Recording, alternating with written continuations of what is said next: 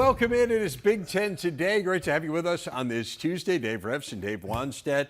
We are counting down final couple weeks here, and the championship picture really taking shape at this point, Wanny. It is, and I would not get overly concerned right now about. You just want to be in that Final Four, right? I mean, all these ratings come out, but whether you're 1 or you're 4, I would not lose any sleep over that because there could be a little movement this week, but. No, just keep winning. If you get in that box, just keep winning and get in the game. And we will find out tonight, obviously, the latest CFP rankings, and we'll get a sense of where Michigan stands, where Ohio State stands. Iowa moving up in the playoff rankings, but obviously it is the Buckeyes and the Wolverines with the chance to make it to the Final Four. And Michigan, the subject of our big story, they topped Penn State 24-15 in State College on Saturday. Their school record 22nd straight win over Big Ten foes, ran for 227 yards against what was the nation's #1 run D. Did not throw a pass in the second half. Was the Nittany Lions' 12th straight loss against ranked Big Ten foes in the top 10. So this was not a normal week, first of all. So let's start with kind of that part of it from Michigan's point of view. Like we saw Sharon Moore there, Jim Harbaugh obviously sidelined. Give us a sense of the extent to which you think all of that impacted Michigan. Well, obviously it had an impact, with Jim not being there on game day. There's no question about that. But I think the positive was when you're getting ready to play a team like Penn State, a top 10 team, the guy that's selling popcorn is going to be emotionally ready to play. Yeah. So this was not a game. If this was what I would put in the category of a trap game where you're going to go on the road and you're playing a team that has enough ability and they've had some upsets, now your head coach may have to be there before the game, upset the Gatorade table, do something, okay? Right. But in this game, that was not the need. Jim was able to set the tempo. This is what we're going to do. Usually it's Tuesday that you get the team together and you lay out the plan. This is what we're going to do to win on offense, defense, and special teams. And we are going to run the ball down their throats. We are going to hit them in the mouth. And I'm sure that was the approach that Jim set the tempo. And then your assistant coaches and the players, you carry that through, Tuesday, Wednesday, Thursday, Friday. You talk it, you practice it, you watch it on tape, and then you turn them loose. All right, so let's get into the X's and O's. And you talked about the strategy, and it was a fairly obvious one, I would say. I could have watched it for 3. It was my type of game. I got fired. I got fired a lot of times for having a game plan like that. I did. You don't get fired if you win them, right? No, that's and you know what? There's an old cliche. I got to start with this. I wrote it down. Think what I'm thinking of. Throw the ball to score points. Run the ball to win games. And the problem with this game, is, and I've been in these, where we're running it, we're controlling it. It's a one-score game. It gets down to the last 4 or 5 minutes of the game, Rever, and all of a sudden your guy falls down. They make a crazy catch. There's a punt return, and it's tie, and now you're into a ball game, where it shouldn't have been, where you felt like you were the better team. So 2 thoughts with this game.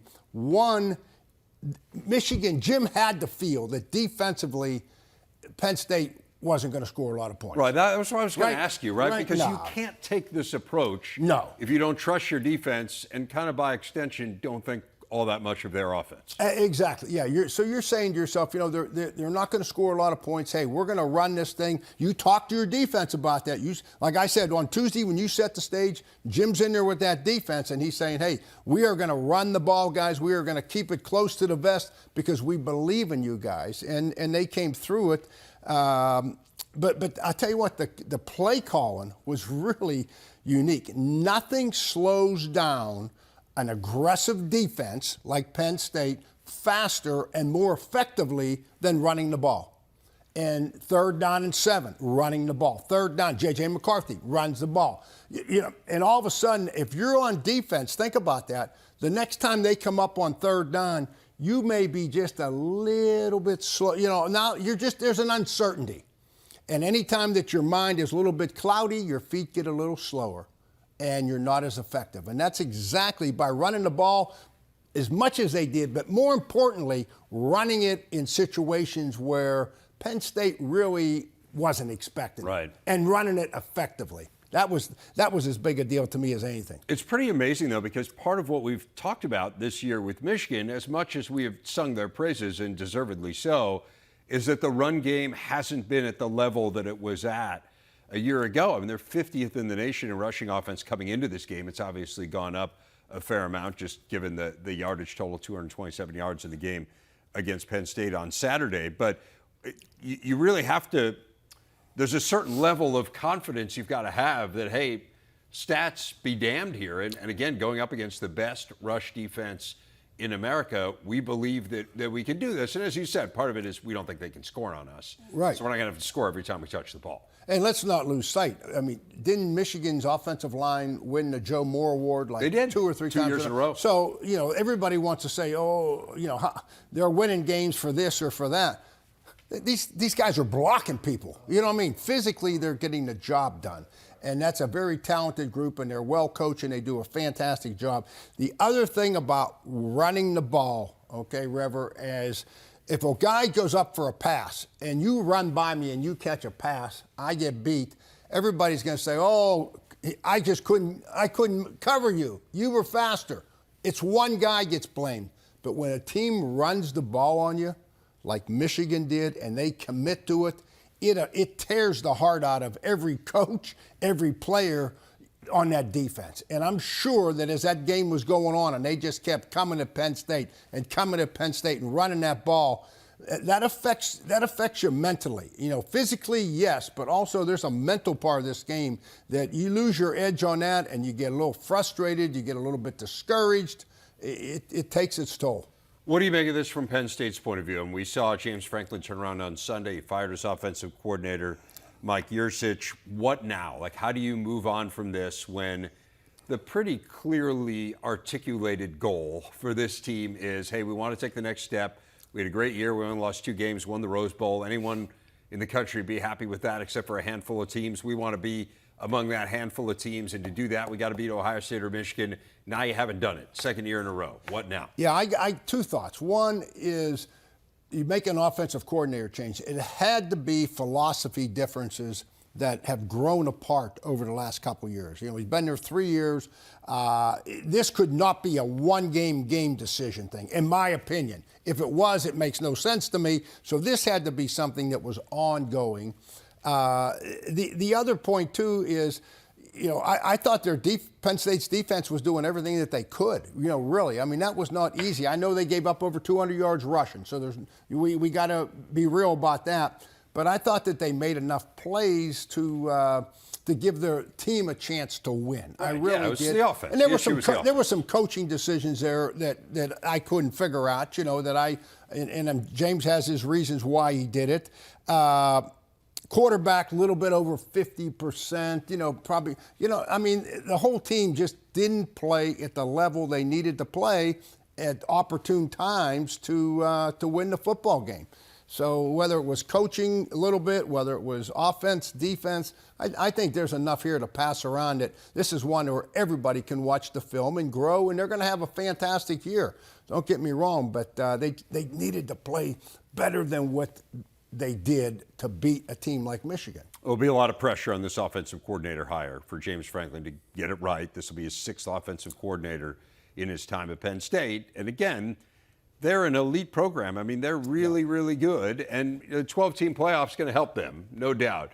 But how do you get over that hump? The missing piece of it seems to be offense. Don't lose this one this week. I mean, this is, James Franklin's going to have to earn his money this week. Against one of his former OCs in Kirk. Yep. What about Ohio State? Their offense is cooking now. I mean, we've talked about these last few weeks. They've gotten the running game going. They scored 35 points in the first half. They look borderline unstoppable. I know Michigan State isn't great defensively, but still, this team is peaking at the right time. They are. And, defensively, they had, 2-3 players that were hurt, right? Yeah. I mean, key guys that didn't play, and they still had 8 tackles for losses, and they still had sacks. So that was good. I mean, they got these backup guys in there, substitute guys in there. They played at a fine level. The one thing you're going to have to, Kyler is going to have to just keep, and I hate to use this word because we talked about Larry Fitzgerald. but it's sometime, if it's close, throw the ball to Marvin Harrison Jr. Give him a chance. I mean, I'm serious. Yeah. And you hate saying that as a coach, but very seldom do you ever get a player like Marvin Harrison Jr. either. You know what I mean? Right. So he's going to be covered. He's going to be double covered, but you got to keep forcing it to him. And the other thing, too, is Henderson's coming on right now running the ball. To me, play action pass is the key. You know what I mean? Keep running it with him. And try to help your quarterback, try to help Kyler McCord by giving him some play-action passes, where they got to stop the run. When they stop the run, then you get the big plays. You know what I mean? Yeah. It's not going to be when he drops back because he's not there yet. He doesn't look like C.J. Stroud. You know, that's the reality. He's young. He's coming along. He will. So help him out running it. Play action passes. Do some things where he gets better opportunities for one-on-ones. Right, and if the bar is C.J. Stroud, there aren't many who are going to be over that bar, right? I mean, like, look at what he's doing in the NFL. I mean, the guy is been unbelievable. That the issue is that's the standard, right? That's the standard, Just because of how. And I'm looking at, okay, they got to win out, obviously, and they got to beat Michigan, but in the playoffs and so forth. Right. To win a championship, what do we got to do right now to give him a little better chance? Well, Michigan first in the nation in scoring. Ohio State is second. So points will be at a premium when they play a couple weeks from now in Ann Arbor. Ohio State's got a home game coming up this weekend before that against Minnesota, and we will be there. All Big Ten, all morning long. Tailgate live from Ohio State. Full previews of all 7 conference matchups. It's presented by Buffalo Wild Wings. Saturday, 10 a.m. Eastern, only on the Big Ten Network and the Fox Sports app. I want to talk about Iowa quickly as well here, as there was so much uncertainty in the West. You remember just a couple weeks ago, you had that tie atop. You had 4 teams involved. You had more teams in first place in the West than weren't in first place in the West. Now totally different. You've got Iowa with a 2-game lead over the rest of the division. What do you think of the Hawkeyes here as they head into these final 2 games after what was their best offensive performance by far of the year? Yeah, and it shocked me. Not shocked me, but it surprised me because we have been talking about Rutgers. Rutgers was in the top half of our Big Ten in defense. Yeah, they were doing some outstanding things on defense, and that scheme is very difficult. You know, Shiano likes to do a lot of movement, a lot of pressures, and mixing it up. They do a great job. Iowa's offensive line was outstanding. And Deacon Hill, I mean, he doubled his completions. He doubled his yards. Boy, if there was ever a time, you know, we always talk about you want to play your best football at the end, you know, your last game, you want that to be our best game as a team. Well, all of a sudden, you know, maybe Iowa's offense is starting to kind of, you know, get their legs under them a little bit, get some more confidence. This should be a big confidence builder for them right here. One thing that's really struck me, when we were there in camp, it felt like this line was going to be better. And the offensive line's been a challenge here last couple of years, an area that's traditionally really, really strong for Iowa and a huge point of emphasis. That line is starting to play, I think, the way that they believed that it was going to when we were in camp, and they're doing that despite the fact they've been banged up. I mean, injuries have been a huge part of Iowa's season, no question about it. The Iowa Hawkeyes have clinched at least a share of the Big Ten West title. They're 5-2 in conference play, 8-2 overall. They'll clinch the outright title with their next win. They've done it thanks to an elite defense, which, of course, is nothing new. Saturday's shutout of Rutgers marked the 9th time in the last 23 games their opponents have failed to score even 1 touchdown. The man who oversees it all joining us for Coach Speak, he is Kirk Ferentz. And, Coach, you were a little bit emotional after that game on Saturday when you were interviewed on the field. What kind of got to you in that moment? What were you thinking about? You know, you just think about the path that the players have been through. And, you know, when you coach, you know, there's another season. There's always, you know, things down the road. But for players, the window's so short. And this year, you know, we've just had so many things happen that it really, you know, every August there are going to be things you can't foresee, injuries being the biggest one. But we've had more than our share of things to overcome this year, and injuries right at the top of the list. So to see our guys go out and play with some confidence and earn some confidence in that game was really heartwarming. We've been playing well in defense, been playing well in special teams. I would suggest we're a lot better defense than we were 8 weeks ago. And then clearly offensively, it's the first time we looked like we had the semblance of an offensive football team. So, it was just good to see it all kind of come together against an opponent we have a lot of respect for and continue to have a lot of respect for. So just all that kind of culminated at one point there. I do want to unpack a little bit of what you were saying, just in terms of what this team has been through. And as you say, it started. There's the gambling investigation that surrounded not just your program, but Iowa State as well. It's cost you key players this year. You've had a ton of injuries, including the guy you brought in to be your starting quarterback, 2 All-American level tight ends. And then let's just be honest here, the mandate to let your offensive coordinator go at the end of the year, who also happens to be your son. How have you and how have this team persevered? Like I said, I mean, you go back to August. That's one thing we know going in every year. There are going to be some landmines out there for you. You just never know what they're going to be. And the first one I'll talk about is the gambling thing. I'm struggling with that one because we're on the front line. Dave understands this. When you coach, it's pretty personal. It gets very intimate. And we're talking about a young guy, Noah Shannon, who's been in our program for 6 years, chose to come back, underwent surgery in the out of season. He's been nothing but an outstanding young person. He's a good player too, but an outstanding young man. And to try to explain to a kid who's, 22, 23 years old, you're trying to give him an explanation to something that makes no sense.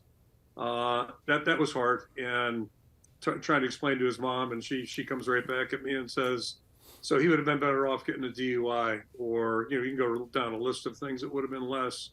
I'm still struggling with that, and maybe part of the equation, they should have the people making these decisions sign off on it like a name, and maybe have those people call the players or the parents and explain to them why they made the ruling like they did. I just think it was really rigid thinking, very antiquated. Relative to the life that all of our kids are exposed to now. So, I'm kind of stuck on that one a little bit. It's not going to do us any good. But my point there is I just want to try to humanize it because there is a humanistic element to this. And we all know the rules, and Noah fully admitted to breaking the rule, can't gamble. But, it just, so I'm burning enough clock on that one. But just that's at the top of the list. And then the injury part, you can't foresee that coming. But I'm a little bit, not amused or entertained, but I'm curious that it's funny how people can't put 2 and 2 together. I think the Jets probably look a little different without Aaron Rodgers. I'm not saying Cade was Aaron Rodgers, but he's a proven quarterback who's been involved in championships. And then you lose your top 2 tight ends, our 2 top weapons offensively. We've had a lot of injuries offensively. If you'd seen our line last Monday, I would not have predicted what happened Saturday. So. It's just all the things that we as coaches know about, and some of it's very public. But so our guys have gone through a lot. They've heard a lot of crap, I'm sure, and but that's part of football too, and it's good conditioning for life because you learn. You can't do anything about certain things. You just got to move on and deal with the circumstances that are in front of you. And I think our players have really done a good job. I'm really proud of the way they've all stayed together, and instead of getting dragged into the mud, they've just kind of focused on getting better, improving, and that's something our better teams have done historically. So it doesn't happen automatically. You just have to have quality people, and we really have that here. Kurt, you mentioned the injuries to some of your top guys. I mean, I was as fired up as anybody when Cade McNamara went there, to be your leading quarterback. So I can imagine how you and the staff and the players, everybody, Iowa fans felt. The other thing, too, I'm watching this game the other day, and Sam Laporta makes a catch to win the game, and I start looking, and I said, God, how about Jack Campbell, and how about Luke Van Ness? You realize that Iowa, they were tied for second behind a couple teams that had 3 first-rounders. Iowa had 2. We talk about injuries not being with your team. How do you replace? I mean, you're doing as great a job as anybody of taking guys and getting them to the next level, not just making the team, but first-round draft picks. What do your coaches do? I mean, how do you develop these guys? Is there any secret to it, or is it just the people? Because you've done a fabulous job of replacing guys that some guys can never replace them. I mean, they have a big drop-off. Yeah, I appreciate that, Dave. And it's I came here 25 years ago. My goal is to run this like a good high school football program. And, both of us played in a football-rich area, Western Pennsylvania, some outstanding coaches, and I played for Joe Moore my senior year in high school, but I think he's the greatest high school coach and maybe the greatest coach I ever lived. I'm obviously biased, but had a great impact on me. And I've been around a lot of great coaches in my career. But, you just coach guys every day. I think, I appreciate what you said about our guys. And probably the story there is like, a guy like Laporta really wasn't heavily recruited. Jack Campbell, he's kind of a regional guy, but those guys just improved every year. When we lose those guys, we typically don't have one or two on the shelf. Some schools do, we don't. So I think that's really what we've experienced this year. You talk about losing Luke Lachey and Eric Hall and Cade. We don't have guys that were experienced on the bench. And, so it takes time for those guys. And I think Deacon Hill's probably the best illustration. I know everybody was stating the obvious, his percentage, completion percentage, all that stuff. I'm not a stat guy, but even a dumb line coach can understand that. but the guy really hasn't played football since 2019. He was on the scout team for a couple of years. He lived in California during the pandemic. Certainly they weren't playing football, and then he played on some AAU team or something like that, I guess the spring of 21, 3 or 4 games. So, there's no way to microwave it. You don't microwave improvement. And what I'm hopeful is that, maybe he's got a little confidence now after Saturday. He played much better. But there's no way to get there fast. You just got to, be patient. And the credit goes to him because he's worked every day. He's had a great attitude, experienced some disappointment, and, involved in a couple turnovers in our loss a couple of weeks ago. But he came back to work with a great attitude and is stuck with it. And, so there's going to be more hard times in front of us. I know that. But, when you're working with guys that get back on their feet and go to work, what else can you ask for? Hey, I think you're kind of a topic that I'm real curious of, because you see a hot topic now on any level. It's culture. Whether it's high school, college, NFL. Got to develop the culture. Got to develop the culture. Well, what is the culture that you talk about 25 years being at Iowa and you sustain it? To me, that's what separates a lot of coaches and a lot of programs. If you were just to sum it up, the culture at Iowa, and how do you sustain that, Kirk? I think culture is an overused word sometimes, but I think what was good 30 years ago, 40 years ago, is still good today. And it's like, when you're raising kids, your biggest challenge is time. We all have time issues. We're all busy. Some parents are working 2 jobs. Other people work jobs that are really taxing. And, it's just hard. And when you're coaching, it's hard because your time is precious. But I think you got to make time, and you got to make time for your players, and you got to make time for one-on-one conversations, things like that maybe aren't involved in football. Those basics that we all know as parents and we all know as people growing up. And then, the challenge is it's like your kids, we have 5 kids, and just when you get a chance to be one-on-one with one for a couple hours, what that can do. So I don't think it's any different than, being a parent or whatever. And then the other part is you have to say no sometimes, like not everything is okay. Or maybe we can do it a little better. Let's try it again. Just, the basics we all learned as kids. I think those things are still tested by time, and they still work. But to me, the trick is you've got to be, you've got to have your attention directed towards that. You got to be intentional, and then you got to find the time. And I think our staff does a great job of that. They've done a great job of that. And it was like that when I was here in the 80s, too, with Coach Fry. It was just a program I thought that was very unique. And my last thought is, I'll tell you what, with all the crazy stuff and changes going on, good and bad in college football is they should be very excited to have a guy like yourself, seriously, in the position you're in, directing these young kids. I tell you, the Big Ten Conference should be very happy that Kirk Ferentz is there. And I hope Iowa fans, Kirk, really appreciate what you have accomplished and continue to accomplish. That's the thing that I think just separates you from the other coaches that have a good year and then you don't hear of them again. Can we talk about one of those accomplishments, Kirk? I want to ask you about tying Bo Schembechler on the all-time wins list in the Big Ten this weekend. So now you're only behind Woody Hayes and Amos Alonzo-Stagg. If we would have told you in 1999 when things weren't going so well that you were going to be at this point 25 years down the line, what would you have said? So you mean 1999 we were 1-10? Is that what you're saying? That's the year I was alluding to. 2000 wasn't so hot either. Record in the Big Ten. We were over. And not many more close either. So, Yeah, how smart was I? I didn't have a signed contract for 20 weeks or 20 games, I guess. We were building a house. So, maybe I need a intelligence test. But fortunately for me and our family, and Dave can relate to this, the Pittsburgh Steelers, I think, are the most unique organization in pro football. And I think the smartest one, quite frankly. They've had three coaches since 1969. All three of them were very different, but all three were excellent. All three experienced ups and downs. And it's amazing how people can't figure that out. What we do is extremely competitive. Not every day is going to be a walk in the park. Not every day is going to go the way you want. So you can either blow it up and start over again and take about 10 steps back, or, really spend some time addressing problems or issues and trying to fix them. But I am an old guy, so I look around. I'm amazed. The answer right now is blow it up and start over again. And that ain't always the right answer. And I think the Pittsburgh Steelers have proven that. So I just feel fortunate. I totally dumb lucked into this thing in 1981. I didn't even know where Iowa was. End up with Coach Fry for 9 years, 9 of the best years of my life, and then to have a chance to come back here and have some stability. Not every day's been perfect, certainly, and but there's been a lot more good than bad. So I'm smart enough to know, I've been very fortunate to be in the right place, and I've had a lot of great people around me, whether when I was an assistant or now.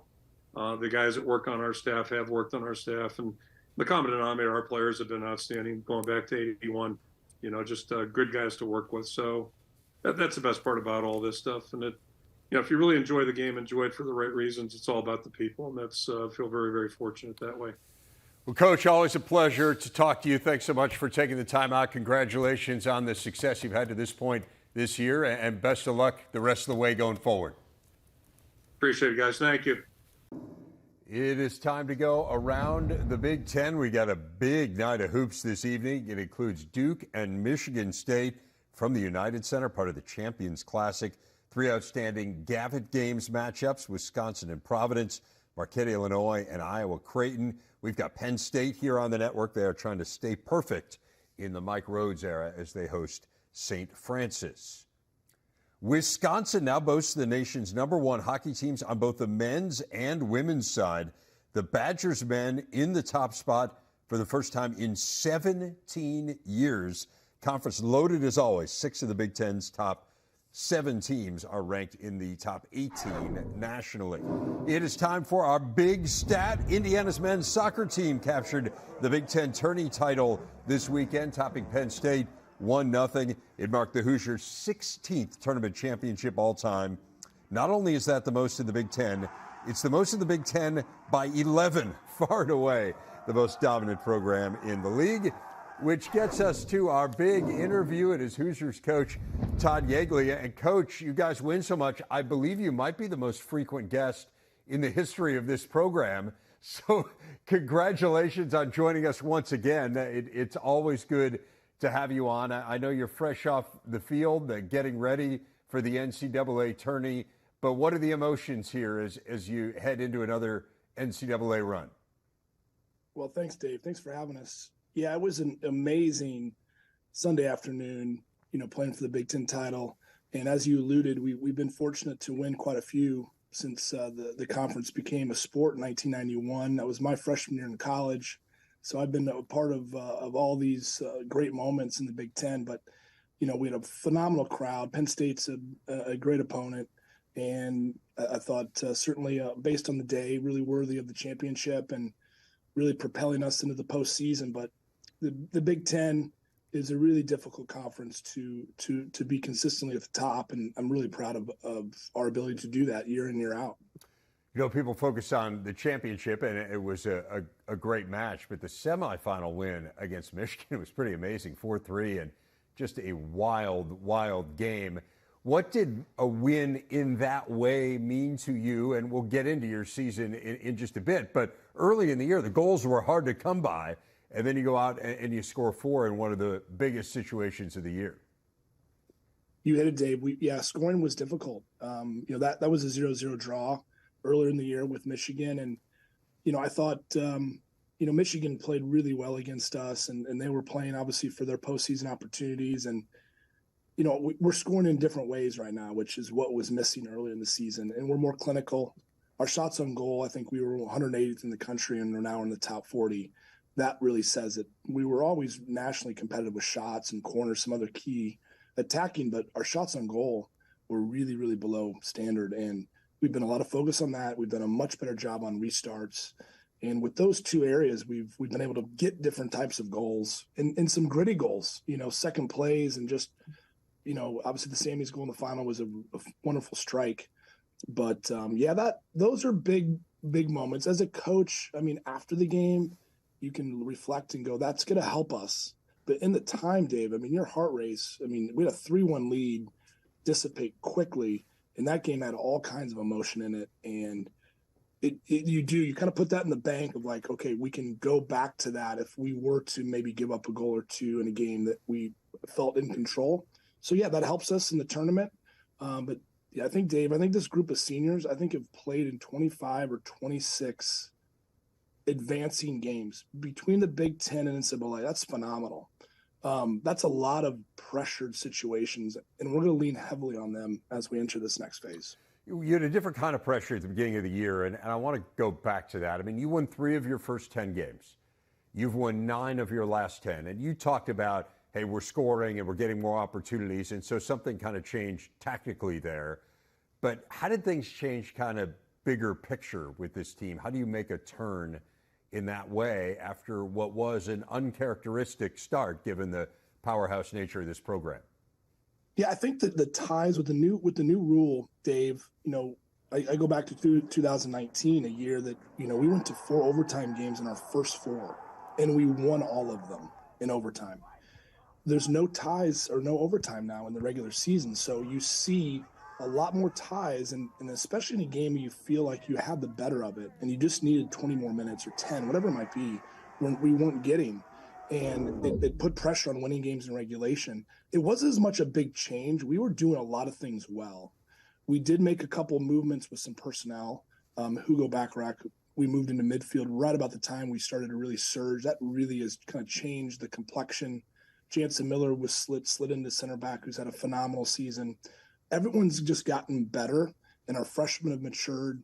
So I don't know if it was besides a few adjustments and just getting better. It wasn't like, man, the wheels were falling off early in the year. It was more, let's just tweak a couple things, stay confident what we're doing well, and things will turn out well. And they did.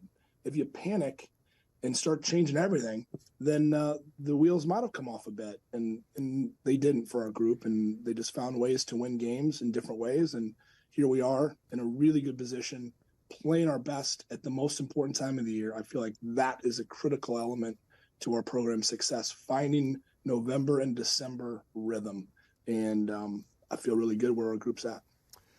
We've talked a lot about your history in this program, obviously going back to your dad and the program that he built and the way that you've been able to continue it.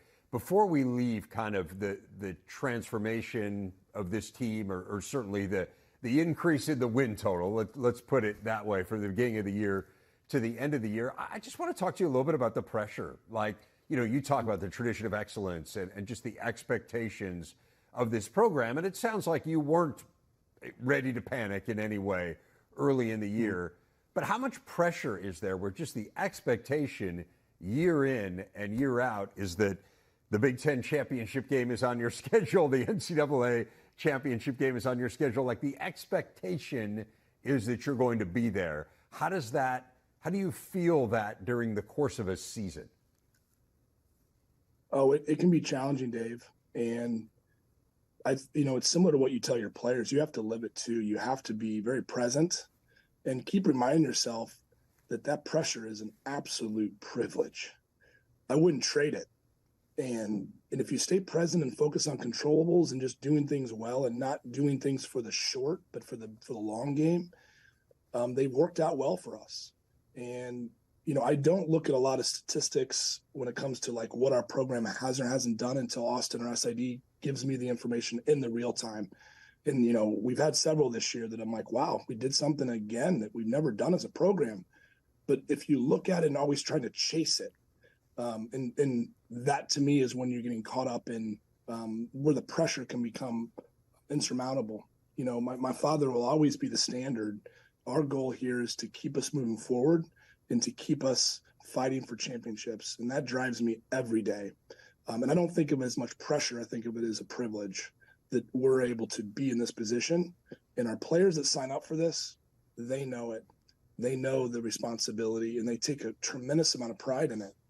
And when you're able to accomplish that, it's an amazing sense of it's an amazing feeling. And winning is really powerful, Dave. It is a feeling you want, and you want more of it. And that's what drives me, the winning. And we've been able to do a good job with that area. Well, you'll start your latest quest for another NCAA title coming up against Lipscomb here in the first round of the NCAA tournament. Give us a scouting report on them before we let you go, Todd. Yeah, really dynamic. I mean, they have, I think, some of the top attackers, one or two in the country, quite honestly, talking and looking a little bit at them. They can score goals in bunches, and they haven't been shut out all season. That tells you a little bit about the strength in their attack. Yeah, Lipscomb is definitely a difficult opponent, but yet this is a new season, a new challenge. Our guys are really excited for this Thursday at home, and then we get ready and hit on the road with a good result. But I like where our team's at, and this is now a new season. And again, playing your best soccer this time of the year traditionally has given us a great opportunity to keep advancing deep into the NCAA tournament. It's given us a great story to follow year in and year out, it seems. Todd Teagley, head coach of Indiana. Always a pleasure to have you on. And as I say, we have you on quite a bit. We'll hope to have you on at least once more coming up this year as you guys look to advance. Thanks so much for having me.